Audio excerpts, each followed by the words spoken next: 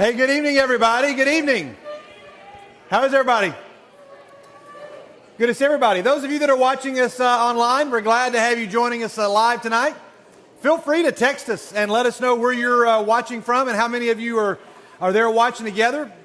We're glad to have you joining us as well. And we have a great crowd in here again tonight. We look forward to the days when we can get even a little bit closer together. If you're visiting with us, know that this is completely abnormal. Normally we're a little closer, but we're just glad to be together.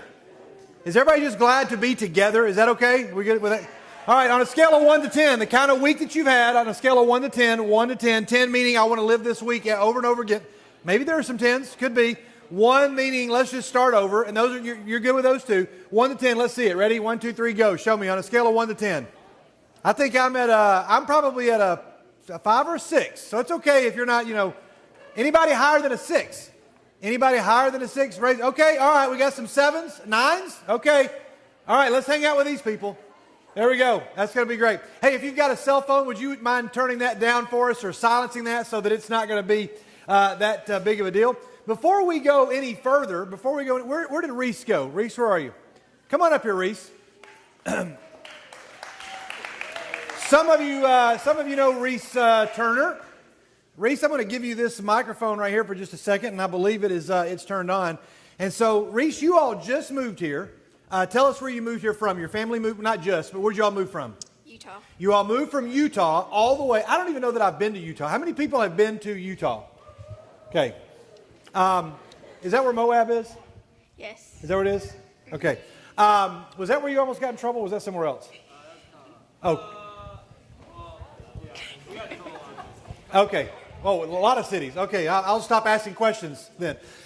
So you moved here from Utah, and you are in the 7th grade. Yes. I did have permission to invite her up here. She knew she was coming up. So if you're a 7th grader, don't think I'm never coming back, because they're going to invite me up there. So it's kind of courageous to show up here and be interviewed for a second.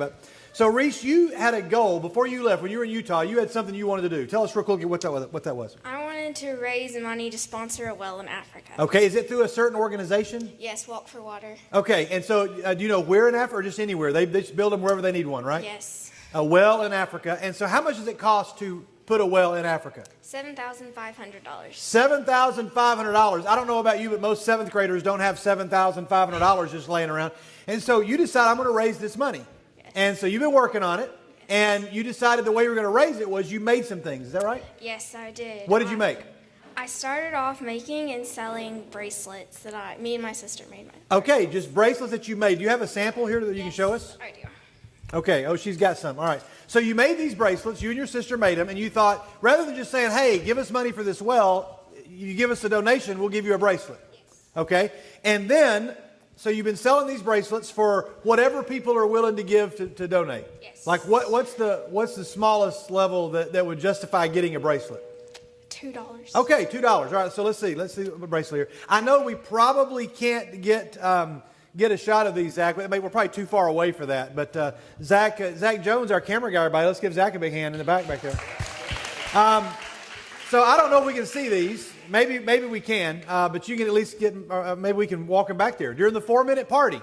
Oh, he got them. Okay, very good. So here are these bracelets, and you can. This one says Hope. I like that. And you can donate like a couple of bucks or more.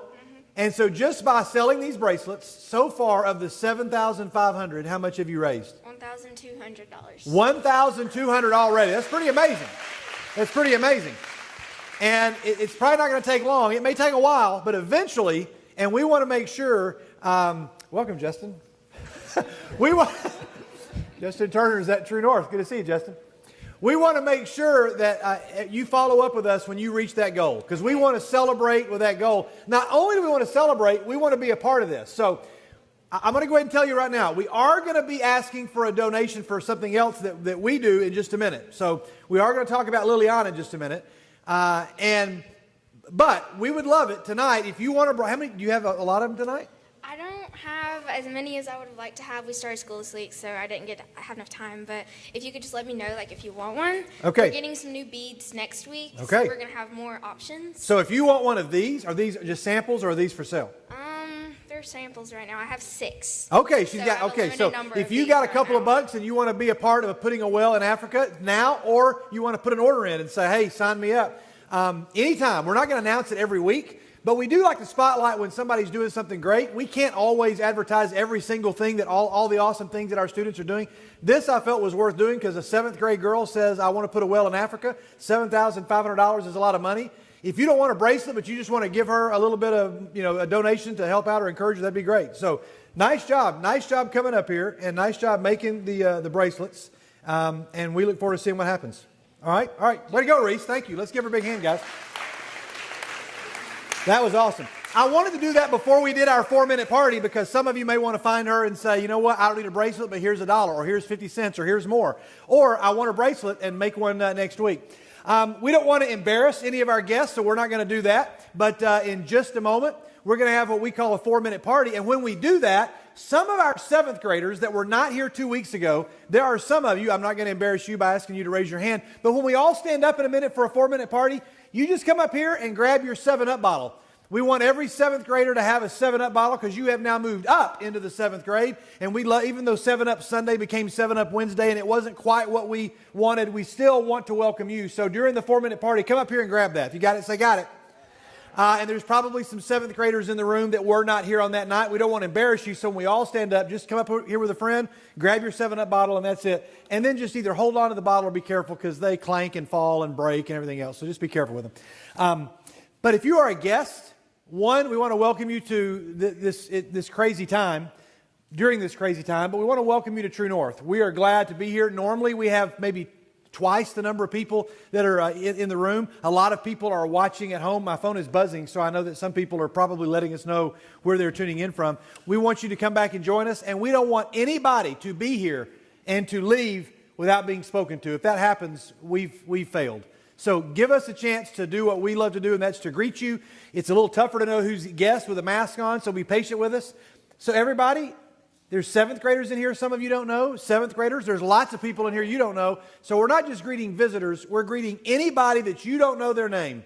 We want you to meet 2 people that you don't know during this next little bit. For some of you, it's your first True North in a long time. For some of you, it's your first True North ever. And for some of you, you are a guest, and we'd love to have you back. And I've already met some families that are visiting North Boulevard. So we want to make sure that everybody feels welcome, all right? So we're going to give you a chance to stand up. But remember, this is not a time to hug and handshake, but we want to give elbows or just air high fives or just, whatever you want to do. Let's continue to distance so that we can continue to be able to meet. It is so awesome to see you here. I missed being with you last week. Blake did an awesome job. Thanks, Blake, for filling in last week. That was spectacular. And I waited all week long to be with. Last Wednesday was a very emotional day for me, as some of you can imagine. And I just was ready and needed this, and I've been looking forward to it all week. So let's all stand up, and let's have what we call a 4-minute party. Let's go. All right, let's keep motoring on. We have several things to do tonight. We're very excited about it. In just a moment, not now, but in just a moment, we're going to take up a collection for Liliana Huape, the child that we sponsor at the City of Children. Liliana is one of the children there at the orphanage, and many of you have met her. Some of you have not. Some of you, Lord willing, will meet her in the future. We normally take up a collection every Sunday. But since we're not meeting currently on Sundays, we've decided to do it on Wednesdays. So if you've got $1, we have to raise about $60, $70. It's actually $70 a week to be able to sponsor her throughout the whole year. If we, so we're going to take up a collection in just a moment. If you've got $1 or a quarter or a penny, if you're a visitor, this is not for you to feel obligated to put anything in there at all. Nobody has to. But if you've got anything to put in there, and because it's August, we're doing a high five for Liliana, which means that we're asking you at least on sometime in August or even into September to try to donate $5 so that we can build up some funds, because in August we're not going to collect for Liliana. All of our collections go to put Bibles into a public school in Eastern Europe. I say this for the benefit of a lot of guests and visitors and 7th graders who've never been here before. We have raised lots of money over the past several years. We're talking thousands upon thousands. Over 70, we're getting close to $100,000 over the course of the past several years that North Boulevard has raised to put Bibles into schools in Eastern Europe. It's cost $1,000 to sponsor one school.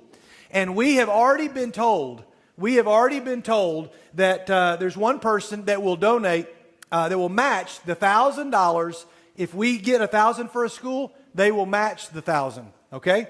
So coming up in September, we'll do that. And this same family said this. Listen carefully. They'll match tonight whatever is given for Liliana. So if you raise $100 tonight, oh, great, Blake, did you bring the Band-Aids? Oh, you couldn't find them. Okay, well, good. Oh, but Kenny gets a Bible instead. That's very nice. Oh, very good. That worked out even better. We didn't have a birthday. We felt bad that you ran all the way back to get those and there was no birthdays. We were expecting you to run in to save the day and us go, there's no birthday. So we just came up with I'm confessing to everybody, okay? I just came up with a plan to lie, really, essentially, and say it was Kenny's birthday. Happy birthday, Kenny. And his birthday is actually the same birthday as mine. And we were going to give him a Band-Aid so that your trip would have felt like a heroic effort. And it was. You brought him the Word of God. All right, very good. Congratulations. We gave Kenny a Bible, by the way, because why do you get a Bible, Kenny? All right, very good, because he was baptized early this year, so awesome job. Thanks, Blake, for going to get that. So this family has said, we'll match whatever is given for Liliana tonight. So whatever you give tonight, they're going to match. Unless somebody's really generous in here, and then that might put this family in a really awkward position. But we'll deal with that later. So whatever you give in just a moment, if you've got a $5 that you can give towards Liliana, whatever you give is what's going to go, it'll be matched to give to her. So we'll take that up in just a minute. All right, let's keep moving on. I love this. It's time now to go into the NBYG Video Vault. It's been a while since we've been to the Video Vault, and we're already running a little bit behind because so many exciting things are happening, but we're going to jump right into this. We can't go to Stones River Manor because we're not allowed in there right now. I'm praying, one, that we get to go back, because I do not want to admit that I've heard Samuel Waldron's last prayer. Because he came up to me during the pandemic and said, you realize you may have heard my last prayer and didn't know it. And I'm like, you know what? That's going to be sad, but it's actually okay because y'all would not have wanted to be around me during that last prayer. His senior year, the last prayer, that's probably would have been a really emotional time for me. So maybe we've heard his last prayer. But a couple years ago, we did make a Stones River Manor announcement. The reason I'm going to show it is because we want to keep Stones River Manor on our heart. Now, here's what we're hoping to do. Maybe as early as next month, on the second Wednesday, that's why I held up 3 fingers. On the second Wednesday of the month, Sunday of the month, we're going to go over to Stones River Manor and we're going to see if we have permission to maybe just stand outside in the grass and sing some songs for anybody that wants to come to a window or that wants to look up. So we're going to try to go over there, but we have to get permission of how we can do it. And we'll just tell all the residents, be at this window, and maybe they can let us stand outside and sing. We're going to try to do that because we want to go back. They've missed you. We've missed them. So a couple years ago, I took my daughter to go, and we took my daughters to go see a concert, and we decided to make a Stones River Manor video out of it. Some of you may remember this. Some of you haven't seen it. Let's just take a trip back in the video vault to the time that I was probably the most uncool person ever at the T Swift concert. Let's watch this, Mike. Go ahead. The best part of that for me is just watching Annabelle's reactions to Colton singing the whole time. So we're not going to Stones River Manor, but we want to keep Stones River Manor on the forefront of our minds and look for us in September to try to go over there, possibly the second Sunday night. We'll announce what's going to happen, and we'd love to get a group to go over there and just for us to sing for them. Okay, we have, I believe, now we're going to do the game. Is that right? I think that's what's next. Okay, so in your seat, you should have a pen and a piece of paper. I ran across a game that's going to be quite challenging. We're going to collect the pens in just a minute, and don't worry, we already have a team ready to disinfect all of the pens. So they're going to gather them all up and wipe them down after we're done using them.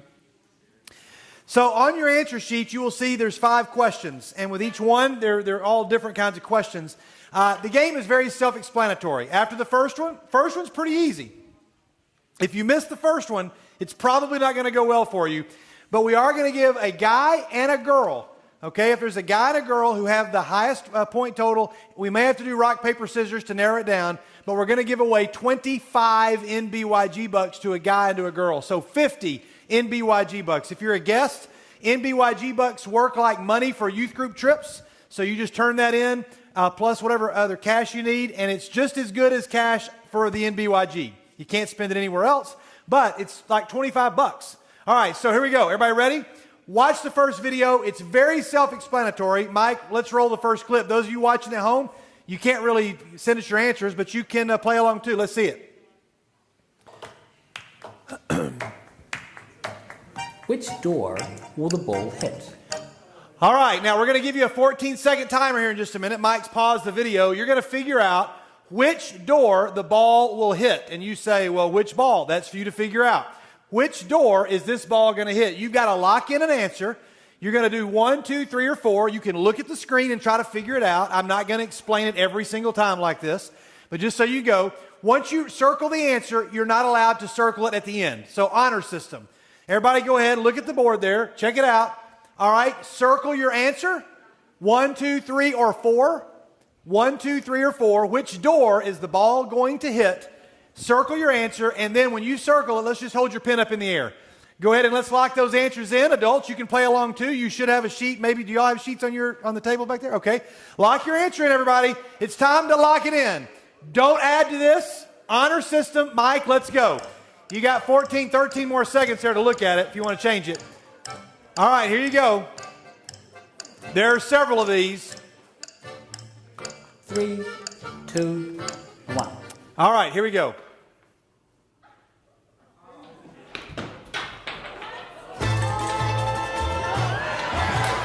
All right, how many of you got 4? How many of you got it right? All right, very good, very good. Hey, here we go. Which door will the ball hit? All right, Mike, pause it. Now you're going to watch this one. This was a little tougher. Look at it. Try to figure it out. You don't want to cheat off anybody because you want to win against everybody else. Look at it. Mike, roll it. 14 seconds to lock your answer in, everybody. When that hits 12, when that hits 0, your answer needs to be locked in. Remember, do not add it. Do not add the answer after it's done. 2, 1. Here we go. Stop, stop, stop, stop. Mike, pause it. Pause it, Mike, pause it. All right, what's the problem? Oh, you know what? That's okay. That is a mistake. On the second one, hey, number 2. What's wrong? On number 2, just write in a 1A, and then put a number 1, 2, 3, or 4. Just write your own. Draw 1, 2, 3, or 4, and then circle the right answer. All right, that was I think totally my error on that. All right, you ready? I'll give you 5 seconds to figure it out. You're going to write it at 1, 2, 3, or 4. Circle it. 5, 4, 3, 2, 1, and go. All right, nobody else circle. Here we go. All right, very good. All right, hey, don't add the answer after the end. Don't. Spencer, what are you doing? Are you writing it? Will be untied. All right, now, which gift will be untied? Now I think we're back to the right one. Yes, I will say what colors they are.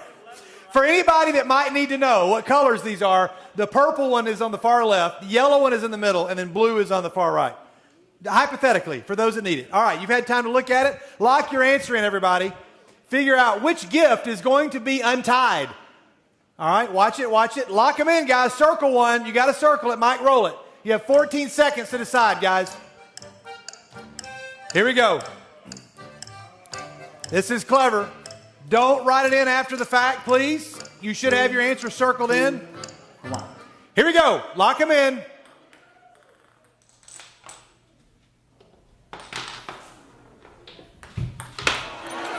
All right, if you got the blue one, you are right. There you go. The blue one is untied, the blue one. All right, here we go. Which door will the ball hit? All right, let's pause it. Check this one out. There's a lot going on here, folks. There's a lot going on here. So write it down. This should be the other one, the next one with the 1, 2, 3, and 4. Look it over. Circle your answer. Think through it. Think through it. Can you all see okay over here? Kind of? Okay, all right, here we go. We're getting ready to roll it. Mike, roll it. Here we go, guys. Lock your answers in, please. Honor system. Nobody add any answers after you see it. 3, 2. All right, your answer should be locked in now. Here we go.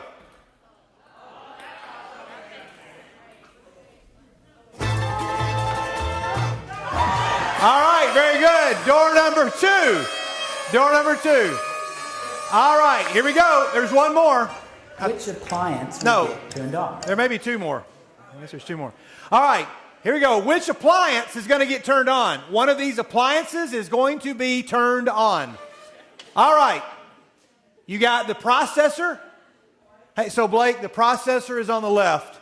The toaster is in the middle, and then the pot. What's it called? Kettle. The kettle. I know it's not really a kettle, but I call it a kettle. All right. All right, here we go. Ready? Let's go, Mike. Roll it. This is crazy. What's it going to be? 3, 2, 1.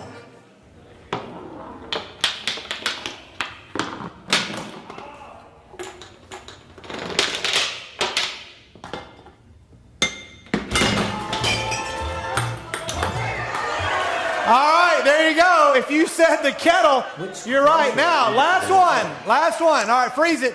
This is the last one, everybody. Is there anybody who's gotten all of them right so far? Julia, you really have? I trust you. Of all the people in the room, I trust Julia. You got them right? Julia's got them all right. All right, it's more over here. Got them all right. Okay, very good. Last one. Which crater will the ball go in? 1, 2, or 3? This is the last one, everybody. Go, Mike. Let's roll it. Is it crater 1, crater 2, or crater 3?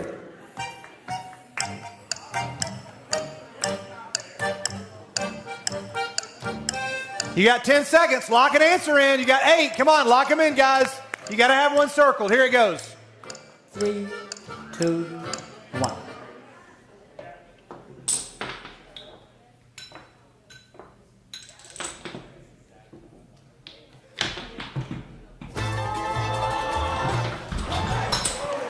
All right, there you go. The second one, number 2. All right, very good. Did you get that one right, Julie? Oh, she missed one. Okay, very good. All right, anybody, there was, technically 6 questions? 1, 2, 3, 4. All right, there were 6 questions. Did anybody get 6 right? Anybody get 5 right? Anybody get 5? If you got 5 right, stand up. If you got 5 right. Any guy? Oh, no guy got 5. So all the girls, all of y'all got 5 right?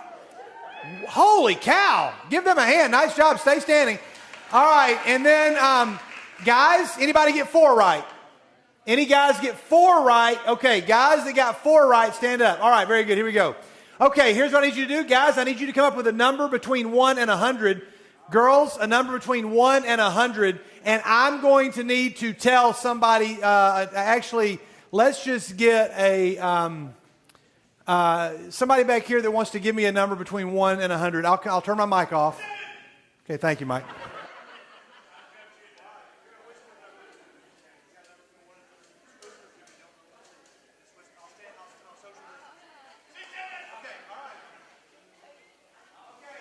Quick, guys, we got to go really fast. I have a number between 1 and 100. You're going to give me the number, the girl and guy that's the closest. When I point to you, say the number. Go. Okay, you remember your number. 86. 55. What? Well, 50. Oh, well, then come up with another number. 15. 11. 72. 14. I'm just laughing at Addison going, she stole mine. She took mine. She has the same one. Okay, very good. What? 49. 71. 50. 27. 36. Okay. The correct number was? Tell us. 3. The number was 3. That means, I believe, Reese, you're the closest to $25, and I believe Reed, right? Reed, you're the closest. You guys go back and get your MBYG bucks. Give them a big hand, everybody. Nice job. $25 just for playing a silly game. All right, nicely done. Did you win? Oh, I didn't hear. Okay, I'm sorry. Cooper, go. Yeah, Cooper. Give Cooper a big hand. Good job. It is very difficult to hear, and plus I'm deaf anyway. Okay. Hey, guys, time for pictures of the week. We're going to go through these really quickly. Here we go. So I got some hashtag 2020 pictures. These are all good metaphors for 2020. This one right here, if 2020 was a door, this is it. Fencing, the perfect COVID-19 sport. There's masks, gloves, and if anybody gets closer than 6 feet to you, you stab them. There you go. That works. In other news, the 7 dwarfs have been advised that as of today, they can only meet in groups of 6. One of them isn't happy. There you go. This frightened me. I don't know what's going on right here. This is a mask. That looks like a family of zombies. That is the scary, I don't know who came up with that picture. That's a very scary picture. And then, of course, this is kind of the way I'm feeling right now. There you go. So this is me last week. Somebody, I think Carrie Palmer sent this. A friend of hers had a kindergartner that went off to school. So parents, some of you in the room, I know how you feel. I feel it too. This picture really got me as they sent their kid off to kindergarten. Pretty good idea. That's kind of how I felt. Okay, but dogs always provide a pick-me-up, right? Dogs provide a pick-me-up like this one right here. Oh, I just love this. Oh, there you go. I know there were some guys waiting on that dog to pee, but he didn't. Sorry. I knew it. I knew they were waiting on it. And if that's, I thought, can I find anything cuter than that? I really tried, and I found this. He's trying to smother the baby. Yeah, that one's cute. Dogs always provide a pick-me-up. Oh, it's so adorable. Just dogs. And okay, there we go. Oh, in the recliner. And hey, here comes the puppy. All right, very good. Come on, puppy. Let's go. Hey, whoa. Oh, nice. Okay, there we go. Meanwhile, let's get back to 2020. This pretty much describes 2020 in one video. January, February, March, April. Here comes May. Oh, and then there we go. That's about the best one there. And if you know me, I actually took this picture, by the way. If you know me, if you don't, sorry, you'll know why this is 2020 in a single pic. I don't have time to explain. Trust me, nobody else wants me to explain, but this is it. That's 2020 in a single pic. Right there. There we go. All right, that's it. It's hopeless, people. It's hopeless. But now, for a real pick of the week, to remind us of while we're all here, and this is actually true, guys. I am going to transition just a little bit. This is real. Without going into names, I did have permission to show this. I had a former student who sent me this pic, and I want to be sensitive. I won't tell the entire story, but it was a picture of a former student and a parent who'd just been having a tough time during the pandemic. My guess is a lot of us can probably relate to that. And it was the parent that sent me the pic, and I asked permission for both of them if I could show it, and they were like, absolutely. And they went on a hike to just go and kind of talk things out and to pray things out. And things have been really tough. They went on the hike, and they were hiking. They sat down. They had a time of prayer together, read scripture together, talked it out, and it was really awesome. And both parties said this needed to happen. Like this needed to happen for a long time. And they prayed it all out. And then as they were leaving, one of them said, hey, look at that. And it was like the biggest God high five moment ever as they sent me this actual pic that they took just like about a week ago. It is a pic of a tree growing up through a rock, like a full tree in the mountains just growing up out of a rock. And the parent sent me this picture and said, you know, this was just a reminder to my child and myself that what we're going through just feels like a huge boulder has landed on top of our relationship, and yet God is bringing something out of it. And I just thought that is the most beautiful picture. It's a great image. And I wanted us to transition into worship in just a moment with this picture, because my guess is the reason I asked permission to show this is this family's not remotely alone. Not remotely. Every one of us has somebody in your life, maybe not a dad or a mom or a sibling. You have somebody right now that the relationship is rocky. And you need to know, as we begin to worship, we're about to sing, not just sing songs because we're a church youth group. We are singing songs to a God who can grow trees out of the middle of rocks. And so when you sing, I want you to think about this image. And so I'll close with this one, which you have to look at a little bit. Just raise your hand when you see it. It takes a while to see it. And it just says, open your eyes. And it may be very difficult because of the angle of where you are to be able to see it. But this picture also describes 2020 to me.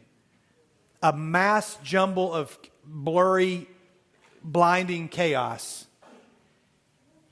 And whether you're watching at home tonight online or whether you're here,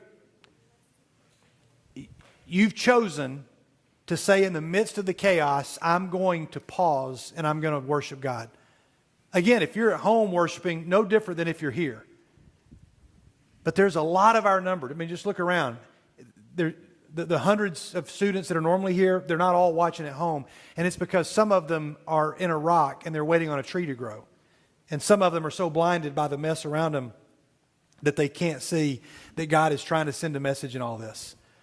And I wish I could tell you what it was, but I don't know what it is. I'm still waiting to find out. I learned something the other day talking to a friend of mine who had Jewish roots. I want you to listen to this very carefully because this is probably the coolest thing I've heard all month, maybe in several months. He said that the Jews, when they would read the words of God, when they'd read the Torah, they'd read their scrolls, or even today when they read their Bible, and they come across something that they don't understand. Anybody? First of all, let me just make sure this makes sense, everybody. Any of you ever read the Bible and come across something you didn't understand? Raise your hand. Okay, good. Then I'm speaking to a group of people that can follow this, myself included. He said whenever they come across something in the scrolls they don't understand, you know what they do? They dance. They get up and they dance. And he said, you know why they do that? And I'm like, I have no idea. He said they dance because they've come to a place where they realize, here's something I don't know, and one day I'm going to find out the answer to this thing that has really stumped me right now. And oh yes, there's an opportunity to learn just around the corner. And so I'm going to dance because I'm so excited that God is possibly going to show me something new. Isn't that amazing? So I'm with you. I'm not preaching at you. I mean, if there was a chair right there, I could sit in it. And I could say, I'm right with you. I happen to be in front of you right now, but I am with you in that I don't get what's going on. So why worship? Because it could be that God is saying, I'm about to show you something about your life. And so, in a metaphorical sense, or maybe in a real sense for some of you, I don't care, we're going to dance as we worship. I mean, whether it's your hearts or whether your body is moving is up to you, but this is an opportunity to celebrate.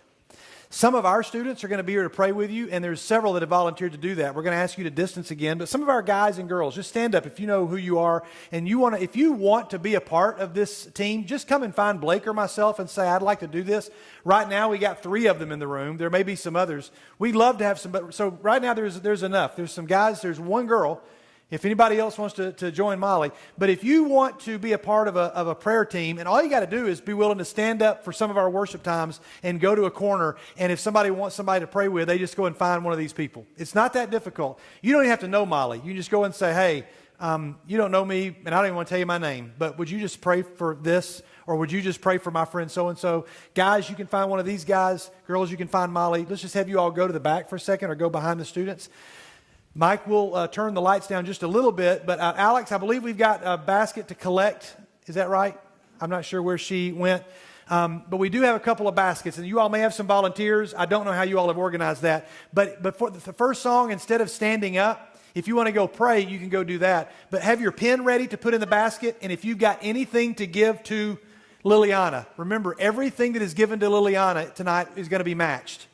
So whatever you have on your heart to donate for Liliana will be matched. We'll do this for the first song, and then we'll stand up. So whoever's got the baskets, come on up.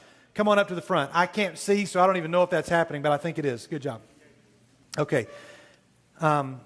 Jake and Hope, by the way, are going to be joining Alex and are going to be doing some work with us as kind of student intern workers this semester. We are really, really excited to have them helping us. So I don't want you to see them and think, oh, they just don't want to leave the youth group. I mean, that may be true as well. But they said, we want to serve, and we said, we got some needs. And so it's really cool that as college age students, they want to help out. So they're going to just walk around and pass these on either side. Just drop something in, and if you've got a thing for the pens, put those in, and let's begin to worship tonight together. If you want to pray, go back and do that, okay?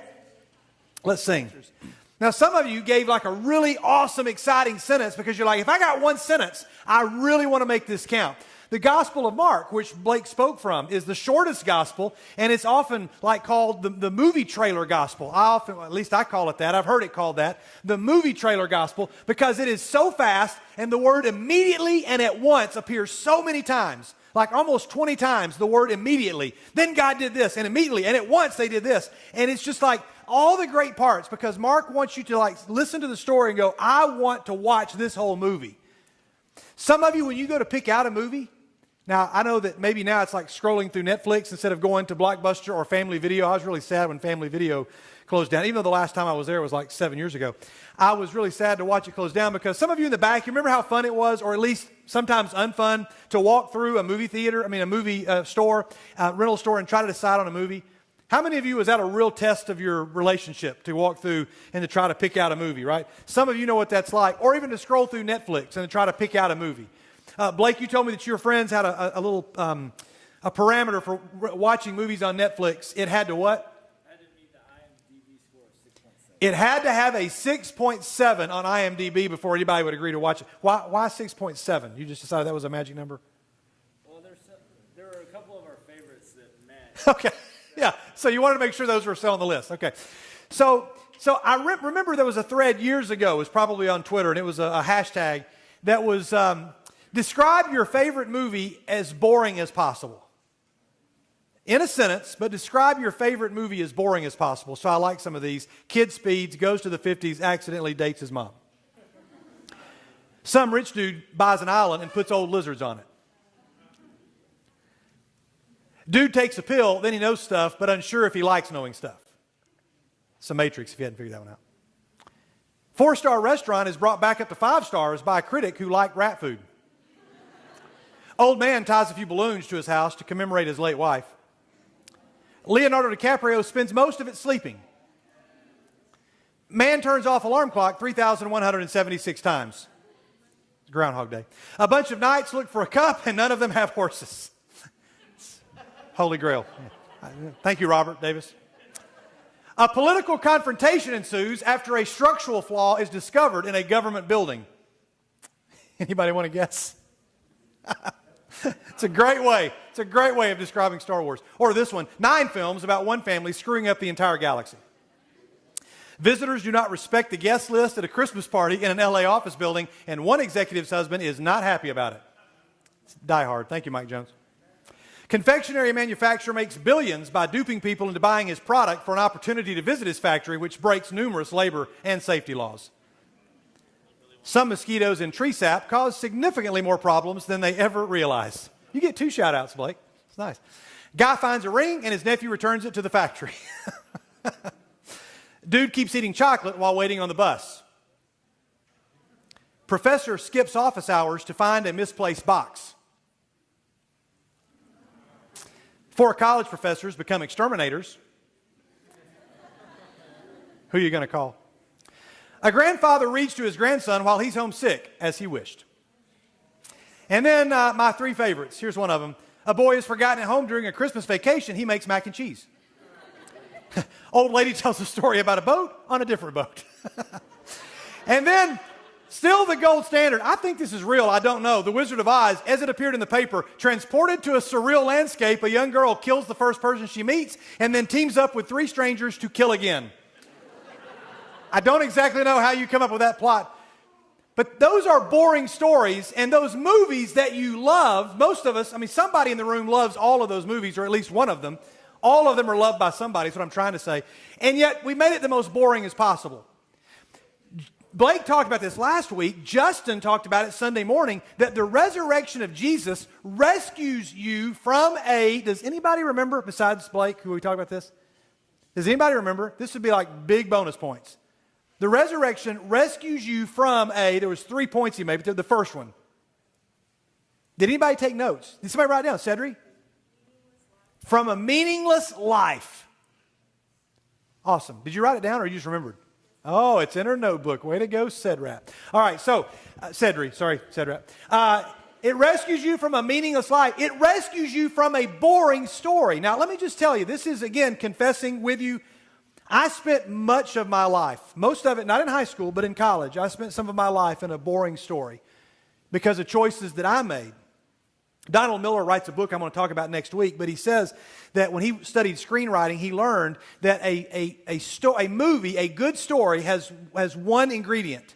Listen carefully.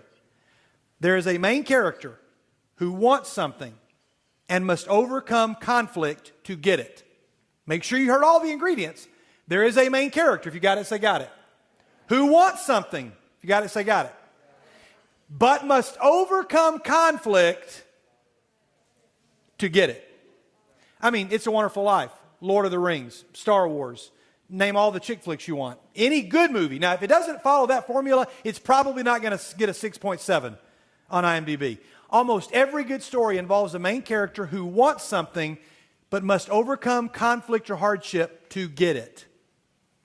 You're a main character. I could point at every person in this room individually and privately. You could tell me what it is that you want. And then I could tell you that you're going to have to overcome conflict to get it. Here's the real question. Is what you want worth wanting? Like, is it a movie people would watch? I mean, Lord of the Ring, that's a journey that you're like, man, I want to see if they achieve. Luke Skywalker, does he get it? George Bailey and It's a Wonderful Life, does it happen? Princess Bride, is he going to find her? They all want something. They've got to overcome conflict to get it. And people want to watch those movies. Some of our lives, and I say our because I mean all of us at some point, and I mean the people in the back too, some of our lives are not worth watching. Nobody wants to watch your story. But the resurrection of Jesus rescues you from a boring story. We had 7-Up Sunday. We have 7-Up bottles.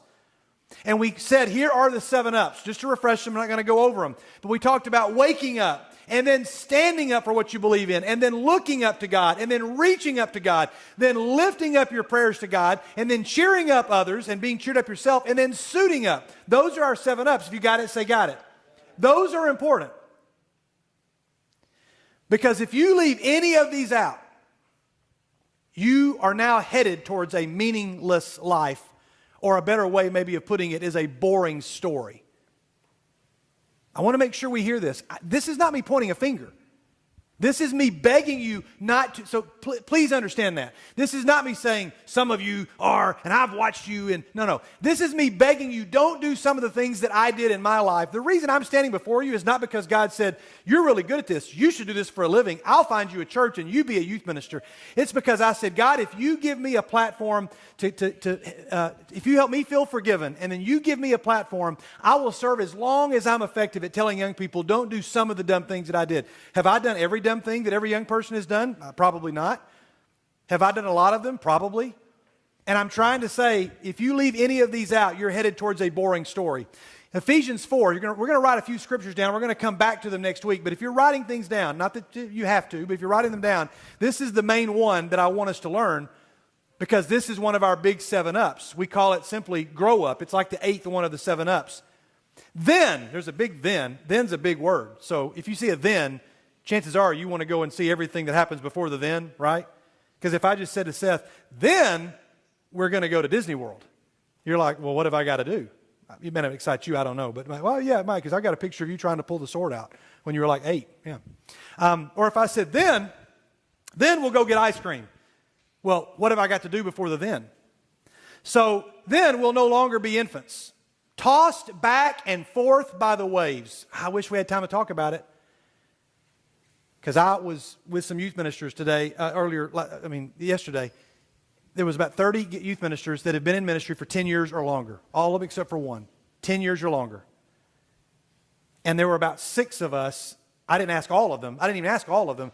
Just 6 that I talked to, including myself, had all been to the doctor over the past 3 months, because at some point we thought either we were having a heart attack or something was going on with our physical selves, because we were all dealing with some level of anxiety, trying to figure out how to get our groups through this.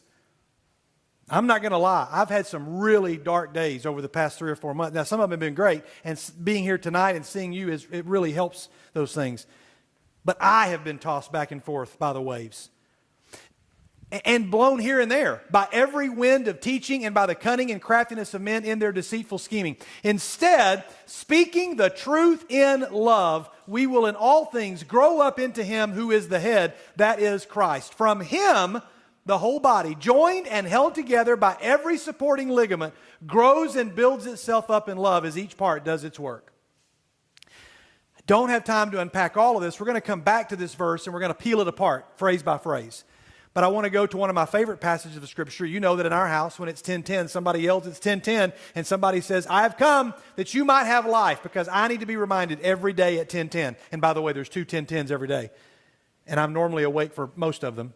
The first one almost always. The second one, I'm in the middle of Andy Griffith, but I still need to be reminded that the thief comes to steal, to kill, and to destroy. So let's be honest. For some of you, there is a thief who over the past 5 months, he has stolen something from you, he has killed something within you, and he has destroyed something around you or within you or about you. If he hasn't, then I need to spend more time with you, because you need to tell me how not to do it, because for the last 4 or 5 months, all three of those things the enemy has done to me. But Jesus says, I have come so that they can have real eternal life, a better life than you've ever dreamed of. Now, by the way, he doesn't just mean after you die. He says, I've come that you might have life and have it more abundantly. It's a present tense kind of deal. And then one of my favorite passages from 1 Timothy 6, 17, and 19. You can jot this one down. Paul is writing to a younger guy. So it's like me talking to some of you who are younger. And if I were telling Julia, if Julia said, hey, Skid, I'm really struggling, what do I do? And I say, hey, Julia, I want you to tell everybody who is rich in this present world, don't be arrogant. Don't put their hope in wealth, because it is so uncertain. That's a word that we've heard way too much lately, right? Every commercial in these uncertain times. But to put their hope in God, who richly provides us with everything for our enjoyment. Command them to be good, to be rich in good deeds, and to be generous and willing to share.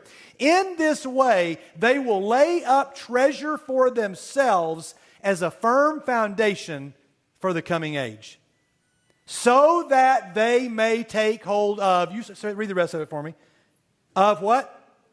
The life that is truly life. In other words, Paul says, Timothy, or if I was talking to Julia, or if I'm talking to Landon, and I say there's people around you that are living meaningless, boring stories, and I want to keep you from that. So if somebody were to ask, what is high school like? Hey, tell me what's high school like? What's American high school like? If they've never been here, or they've come from another planet and they don't know what is high school like? And I took them to a graduation ceremony and I said, this is it. Would that be fair? They would have no context of knowing what's going on. They'd have no understanding of what's going on. And you're like, this is high school. Now, for some of you that are seniors this year, you're like, that's all I want. For those that were seniors last year, that's all they wanted and didn't get in the way they wanted it.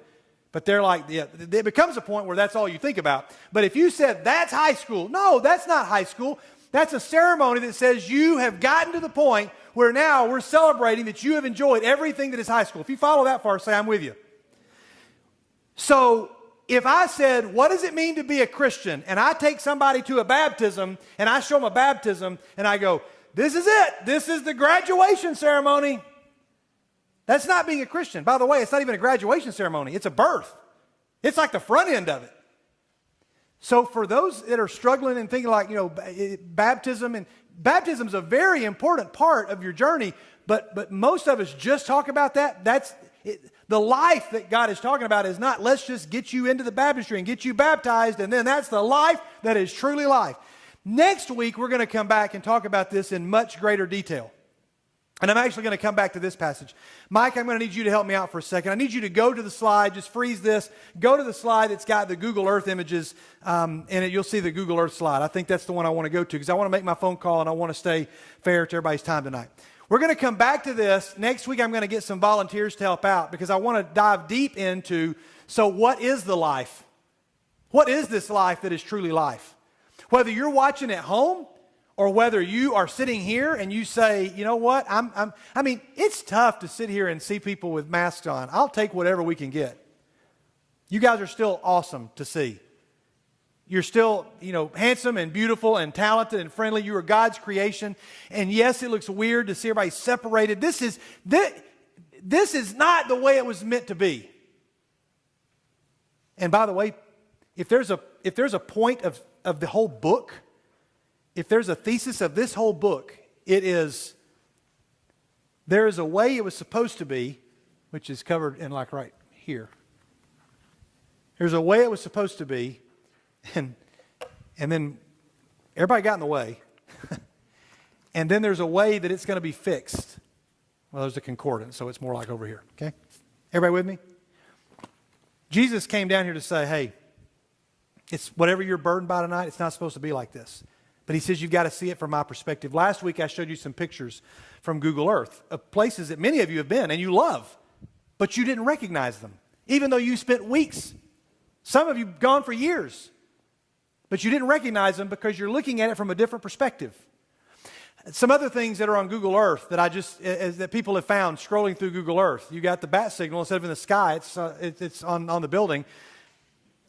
This is kind of cool. You got a lion.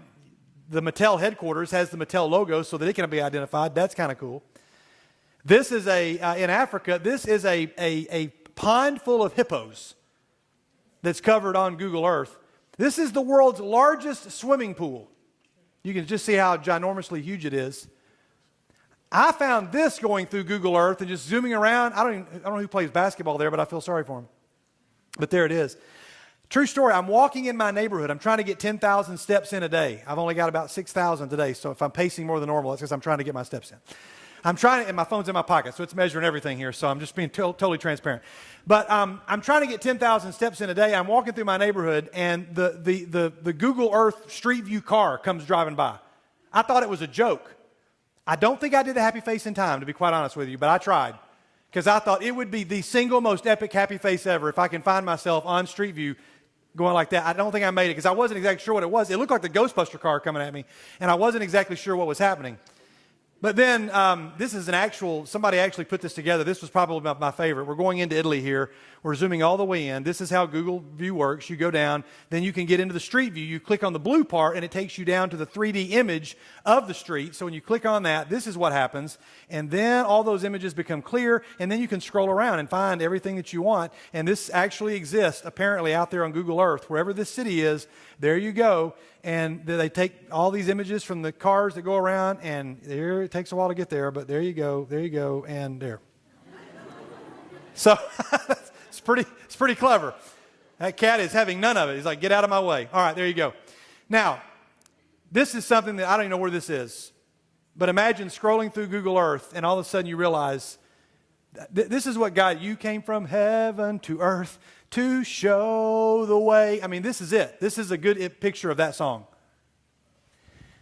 I'm going to call a friend of mine in just a minute. I told him we're going to have time for a quick part of the story, but there is, you've heard about this asteroid that's supposed to be hitting the Earth November the 3rd? Not to scare anybody, but it's a car-sized asteroid, and its name is 2018 VP1. Sounds like a Star Wars droid. There's it's a car-sized asteroid, and on this particular webpage, it's a car-sized asteroid. Got it? Here's the graphic. I don't know what kind of car they had in mind, but it's like fake news right there. But it is an asteroid, and it's got a 0.041 chance of hitting us. Somebody said you've got a better chance of getting hit by this asteroid than you actually do of dying of the coronavirus, according to current stats, which I thought was kind of fascinating. But so maybe they'll start mandating we all wear helmets next week. I don't know. But there's a Twitter thing, NASA Asteroid Watch. That's got to be a great Twitter follow right there. It's very small, approximately 6.5 feet, poses no threat to Earth. It currently has that % chance, but if it did, it would disintegrate due to its extremely small size if it comes into the Earth's atmosphere. So we're fine. Well, then I just thought, NASA Asteroid Watch, look at this. NASA's Planetary Defense Coordination Office. Imagine that on, take your dad to work day. What does your dad do? My dad works for the Planetary Defense Coordination Office. Sounds like Buzz Lightyear, but in fact, you're just looking for trash floating around that might hit us. And then I found this website, the Jet Propulsion Laboratory Center for Near-Earth Object Studies. That's got to be a winner of a job right there. You're sitting around watching, and here, this is real. This is the image of all of the asteroids that are orbiting Earth that potentially could impact Earth that they're keeping an eye on. What they call, I forgot the acronym, but it's like potential PHAs, potentially hazardous asteroids. Potentially hazardous asteroids. There's a whole list of them, and they've all got names, and somebody's watching them all. And if one gets a little too close, they call and go, 48's being irritable. Watch out. I just thought about this image in your life. What if everything that was threatening, who can be a volunteer? Just raise your hand if I can use you as your name, Clark. Clark, if we had an image that showed everything that was potentially hazardous to your spiritual health that's floating around you right now, would you, don't answer this, would you even want us to show on the screen how many things are getting dangerously close to affecting you? Don't have to answer that, because my guess is most of us would not want, especially if they were named. I wish I had more time to go into this, but guys, can you imagine what it would look like to see all the things that were potentially hazardous to your walk with God? Ron Garan, or Garan, we'll find out in a minute what his actual name is. I don't know how to say his name, but he's a NASA astronaut. He spent 178 days in space, 71 million miles, 2,800 orbits around the Earth that he's done. That's actually, he's one of those guys in that picture that's working the arm of the space shuttle. And he talked about being up in outer space and seeing something, having your whole life transformed. I'm going to try to go over to this microphone, Mike, and we're going to try to call my friend Brad Montague. Brad, as many of you know, came and joined us for True North recently. Brad was the creator of Kid President. He's done other things. If you like to read, I'd recommend his book, Becoming Better Grown-Ups. Blake was kind enough to let me borrow his copy to get ready for the interview, and I devoured all of it except for the last 3 chapters that I just didn't have time to get to, and then time ran out, and I didn't have time to finish it. And I just finished it this week, and in the end of that was a story about an asteroid. And I thought, wow, that is so weird because it's in the news right now. And we're going to try to call Brad, and I want him to tell this story to you, okay? So let's try to get Brad on the phone. And we'll see if we can make this work. He's supposed to answer. He says he's ready to answer, so we'll see. We'll find out if he's got his phone turned on. Because if he doesn't, this could be a... Hello. Hey, Brad, how are you? Happy Wednesday night. Very nice. I'm on the other end of my tin can over here. Can you still hear me okay? Loud and clear. Okay, very good. Hey, everybody, just say hi, Brad. I don't know if you could hear that or not, Brad, but everybody says hello. There's actually people there. This isn't pretend. That's right. There's over 100 people here, I think. I haven't officially counted, but quite a big crowd has gathered here tonight. And so, Brad, we have not talked really except through text about this particular deal, and we didn't want to set up the whole Skype thing because you were kind enough to give us some time early in the pandemic, and it was awesome. And I finally finished the last 3 chapters of the book.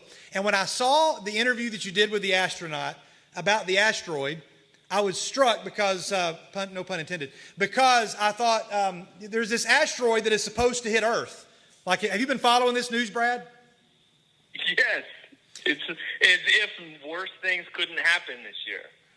That's right. And so it's only like a car-size or a refrigerator-size asteroid. But you met how do you say the astronaut's name that you met? What's his name? Ron Garan. Okay. He's Commander Ron Garan.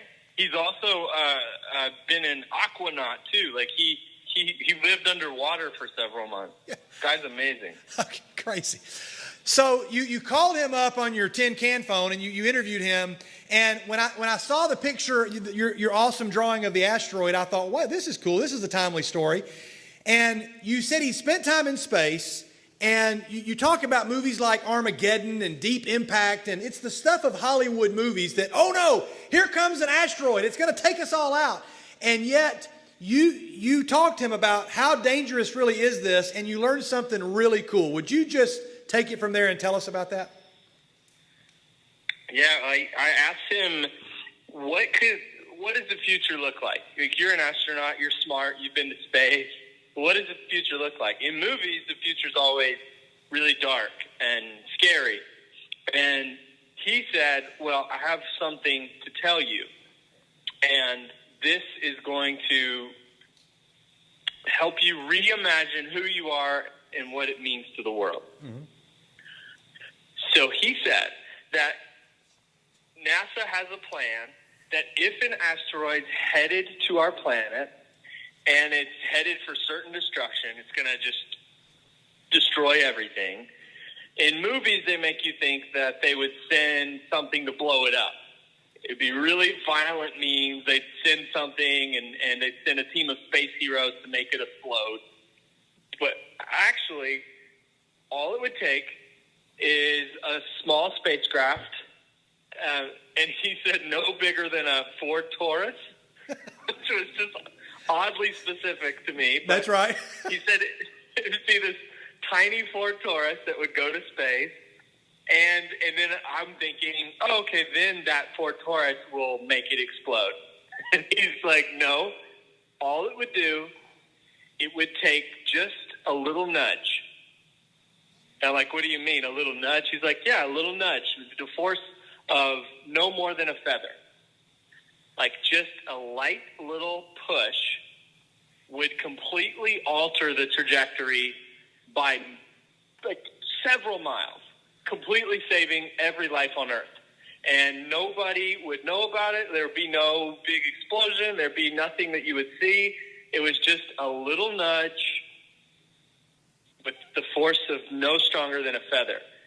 And so he tells me that story, and I'm struck by how wrong we've all been about what changes things. Like, I thought to save humanity, it's going to take explosions and force and something really big and epic, when maybe the most powerful thing any of us can do every single day is a little nudge in the right direction. So the question I've started asking myself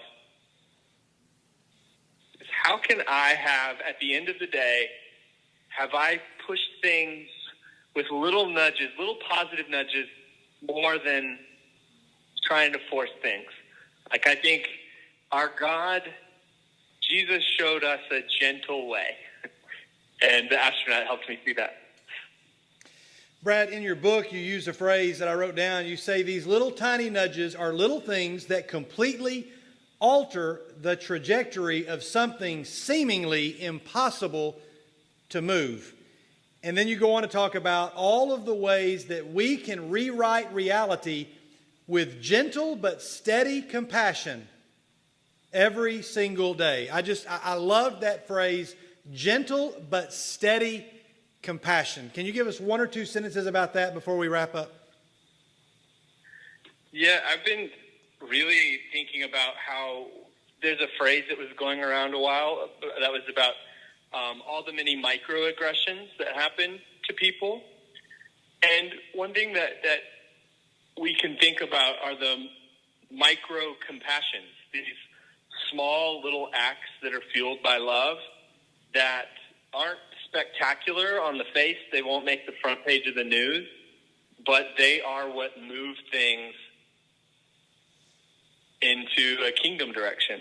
It's the smiles to kids. It's the encouraging notes. It's the all the many things that we do, the little acts of love that quietly make the world go round. Like, it all turns on compassion and affection if we really pay attention. And if we think about the things that have changed our day and have shaped us for the better, they were little acts of love. Yeah, absolutely. Brad, I knew this was going to be a real short interview. I just was moved by that story. I wanted you to be the one to tell it because you are the author of a lot of these things that are happening in people's lives, and you do them for the cause of the kingdom. I mean, you're motivating and inspiring people, many people who aren't believers or aren't yet believers or who know very little of the gospel. And what they do know of it has to confuse them when they meet somebody like you who's a follower of Jesus. And they're like, that's not exactly the Christian that I'm used to hearing or seeing or reading about or thinking must be what the Bible's about. I'm just thankful that you go around and you probably gloriously confuse those who might otherwise be antagonistic to the gospel because of your gentle, tiny nudges. So thank you. That's the plan. Confuse everybody. That's right. That's right. Hey, I've got something I'm going to give to everybody here based on your encouragement, and I'll hang up and talk about that before we wrap up. But Brad, I want to say thank you again for joining us. You're very kind to give us even a few moments of your time. Your birthday was. I love North Boulevard. I love North Boulevard. Your birthday was recently, and after sending you the phrase that King Friday always says on people's birthdays, I just said, what I always say to people on their birthdays, and that is happy anniversary of the day that you got your ticket to planet Earth. And I just said, I'm thankful that on this carousel of life that our horses have often been neighbors. And tonight's one of those nights with all the ups and downs. We're still going around, and I'm honored to call you a friend of the NBYG. Thanks, Brad. I love you guys. Have a great night. Let's all say thanks to Brad. All right, thanks, buddy. I'm going to hang up. I love you, man. Take care. Bye-bye. So it's time for us to end. Next week, we're going to dive into a passage from 1 Peter chapter 4. And then we're going to look at 5 things. I'm going to use 5 of you to help me out. So you'll come up here. Okay, Kenny, be here next week and we'll see what happens. I'm going to get 5 of you, either 3 guys and 2 girls or vice versa, and I'm going to call you up here, and we're going to model very simply, with 5 very simple hand motions, our prayer for every 7th grader who graduates out of our group.